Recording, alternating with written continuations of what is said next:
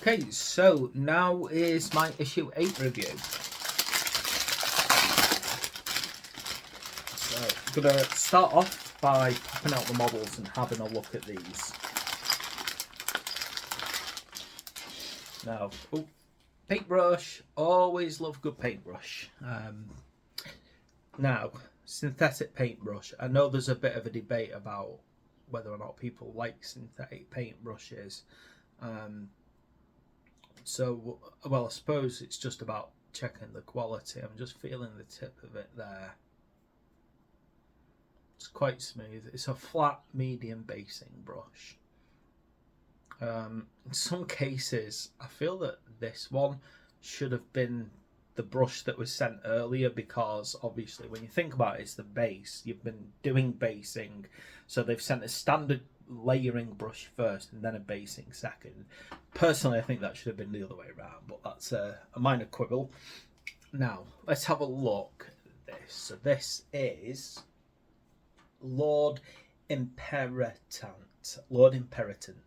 And he's got himself a little pet demigryph, I think they're called. So that's actually quite cool. He's got a little pet. Like a little attack dog for the Stormbringer, Stormcast, isn't it? Which I find quite interesting. He's got quite a lot of interesting little details on him as well. I think you've got a choice of heads. You've got a helmeted and you've got an unhelmeted. I'll probably actually make him helmeted on this one because I've got a lot of unhelmeted models. And I like the look of that helmet. It looks very fierce. He's got, one set of weapon options.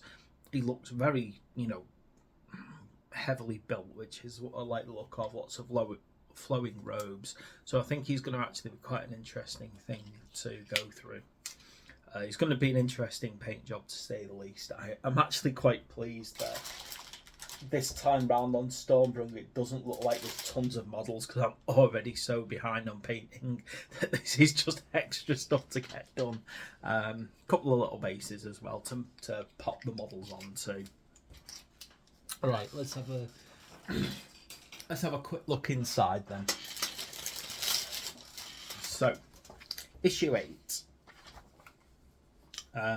Starts off, so Lord Imperatant, and Griffhound.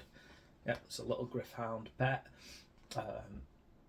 Supreme strategists of the Stormcast Eternals. Their role is to command forces on a truly vast scale. Cool. Right, so he's definitely a hard-hitting warrior.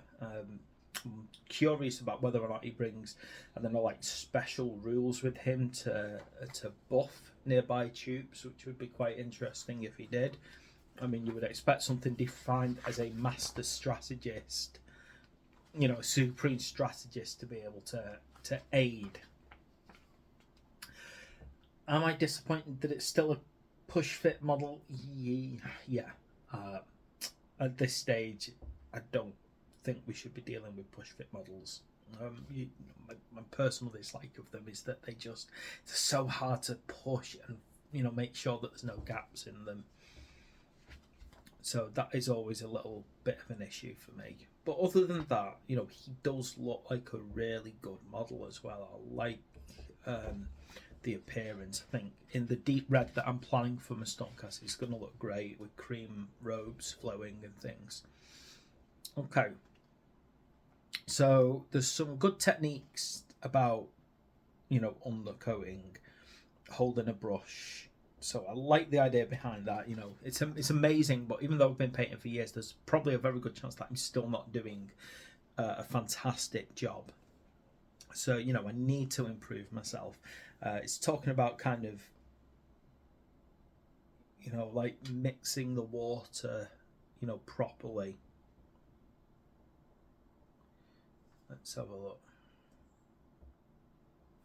Yeah, that's actually quite interesting about the techniques that they're showing. They're really trying to improve the quality of how you paint rather than just, pop paint on things. Right.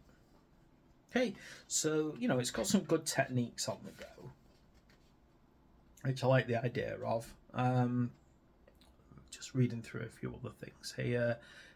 Yeah, so it's saying you've got all the base colours that you need to get going on the Stormcasts, which is true. I mean, if you're going to use the standard colour scheme, you've got what you need to begin with. I myself am going for a unique colour scheme, so I've got to be mindful of that. More discussions about range, movement, combat range, and things like that. So yeah, talking more in detail about the move phase, and then now. This is quite interesting. We're finally getting what looks like a real battle, actual proper wide range of models on the field with lots of jobs to do. There's some decent war scrolls coming along for the kill boss and Slitter. Let's have a look. Yes, so, you know, obviously we've got quite a few cool things coming along now. Proper shooting phase, movement, charging. So yeah, proper phase of battle now. I do promise myself I am going to actually start at the beginning and do all the battles as per the art. I'm so conscientious that I'm like now 10 issues in and I haven't done a battle, and I'm promising myself I will do.